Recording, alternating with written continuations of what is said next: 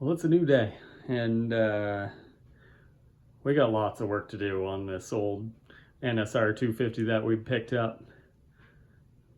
Let's dig in. So this is where we left off. Mountain of parts, frame, motor, fork, swing arm, bodywork, stuff everywhere. And we just gotta, we're in full restoration mode, so this has got to come completely apart. So I think what we're gonna do, drop fork tubes, and then get this mess out.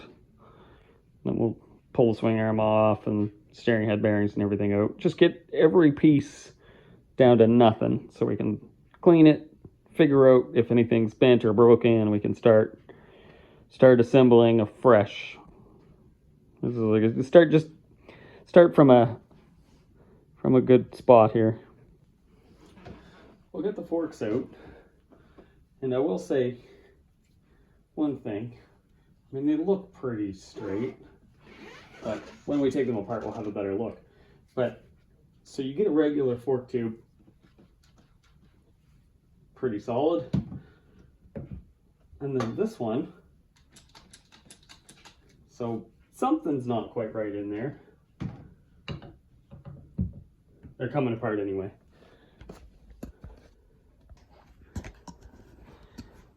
Well, we're working on getting the motor out, and there's a couple of bolts holding it in. Let me see, that one there I just took out. There's a couple up front, and then there's that one which goes straight through there. I just took the nut off, and the other one goes through that frame. So I guess that's what that hole is for. It goes right on through. Anyway, we'll see if we can get that out, and the front ones, and maybe we'll just let it drop right into that pan.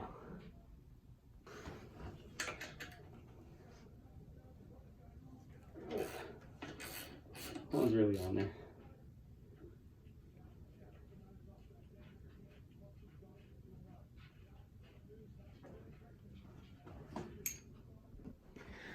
All right, we finally got that one out, and those ones are loose. That one is like a 12mm Allen key, and I don't have one, so I had to make one. And it's, you know, I have one somewhere, but I can't seem to find it.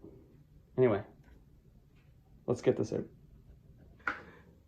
Okay, so I took the front sprocket cover off, and it was hiding that one there, so we'll get that one out of there.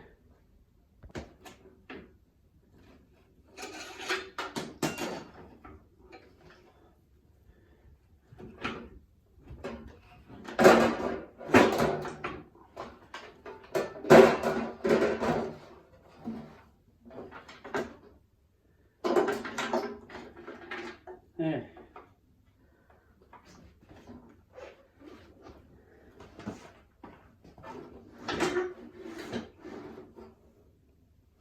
Maybe this is the easier way.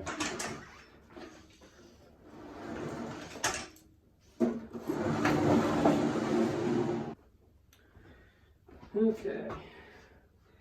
I've got all the linkage bolts apart, so it should be ready to come out. This is where it gets kind of ugly here. Shock out.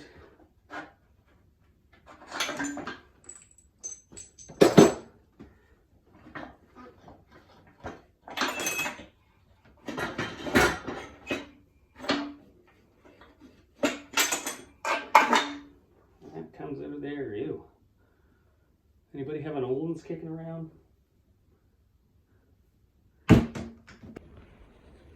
All right, well, we're completely disassembled, and I cleaned everything.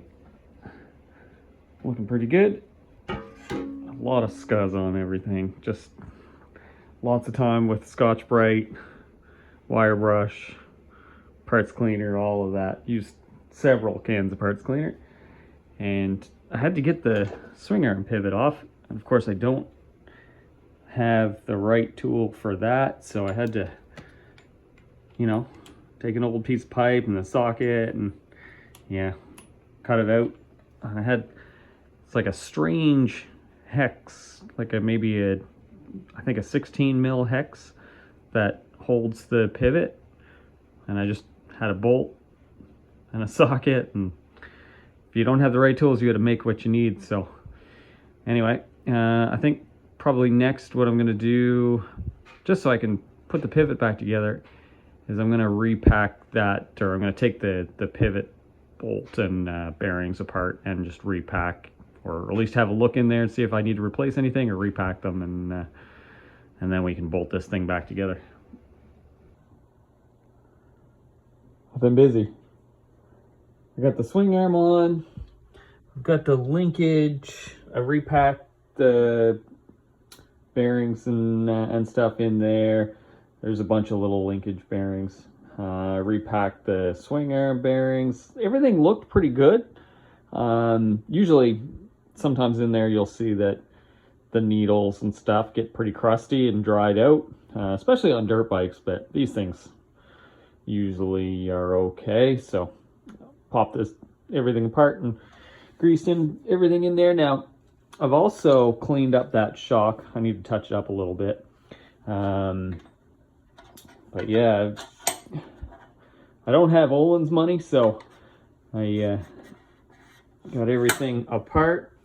And the tricky thing with that shock is that the stock cap, like it's a remote reservoir, it sits right there, and the stock cap is just sealed. So if you take it all apart, you lose your nitrogen in there, because there's nitrogen in here, and there's no way to recharge it easily from a customer kind of standpoint. So the hot setup is, oh geez, yeah, that's good for them. The hot setup is to pull that apart and put a Schrader valve in there, so I can,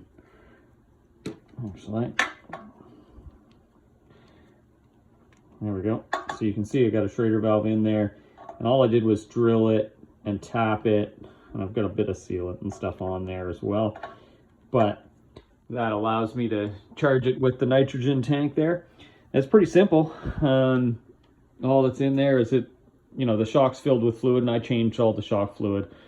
Yeah, there's a fitting there, but changed all the shock fluid, and then just there's a bladder on this side, and this side's filled with nitrogen, and yeah, it just kind of keeps pressure on that line there. So anyway, I've run it in and out a bunch of times. I'm waiting for the spring to come back from powder coat, and unfortunately the bottom triple might be just a bit too bent for I could probably straighten it, but a new aluminum one from Taiga is like $200 and some. So that way at least I know it'll be straight, and it's a nice lightweight aluminum one. So I think, I'm gonna bite the bullet at some point and buy the nice aluminum bottom triple clamp. Top clamp's just at powder coat. I'm gonna do the top clamp and the spring just kind of satin black for now. And I cleaned up a bit of that stuff. I think probably next gonna have to get into the forks. And just before we cap this one off, I'm gonna show you where we're at with the ZX7 here. So lots of work in this one, except body work. We're still body work is rough, but so the idea here is we had the whole bike apart. It was making a strange vibration, like strange noise through the engine, and I was thinking it was probably like clutch, something in the crank. And I took the cylinder head off and took the cylinder off and took the took the crank out, cases apart, everything, and couldn't figure out, like, everything looked fine inside. I did replace the crank bearings, and the rings and stuff, but so I was going through the microfiche one day and I realized there's supposed to be a cam chain slider on the underside of the valve cover, and that wasn't there. So the valve chain, or the cam chain, was shaking and hitting the cam cover. So didn't really need to take the whole engine apart, but we did anyway. And now it's fresh, and we went ahead and polished the frame. Biggest change from the last time you saw it, we still have the cool magnesium wheels. Biggest change since the last time you saw it is the Öhlins forks. So these are ones I picked up for dirt cheap, and I was like, sick, dirt cheap Öhlins deal. And then I realized they were bent, but they weren't bent in the regular location. Like most times with forks, you'll see they get bent down here. These were bent here, in between the top and the bottom triple. So all I can think of is it must have took a hit on the front, and these stanchions, like the lower part, is so strong that when that moved back, it bent up here. So they were binding, they wouldn't go down all the way. So I made a mandrel, and I'm sorry I didn't show it, but I made a mandrel and ended up just hours and weeks and days and months of just pressing on these tubes and getting them so that they wouldn't bind. So now they're pretty good. And then, of course, I had to make brake caliper mounts and everything. There's a lot of time in here, and I didn't really show it all, but yeah, anyway, we need a cool exhaust. If anybody out there has a sweet deal on a period correct, like Hindle or Muzzy or an Akrapovic full system, this has just got the standard head pipe on it, and I'm not real happy with it, but right now it looks pretty badass.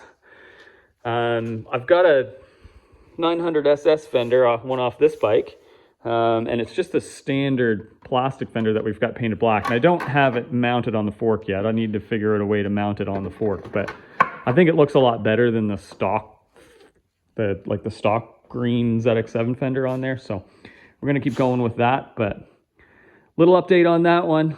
You'll probably see it some more, and we should probably do more, but yeah, that's a lot of work right there, but it's a cool old Superbike, and yeah, pretty awesome. Anyway, more NSR videos coming soon.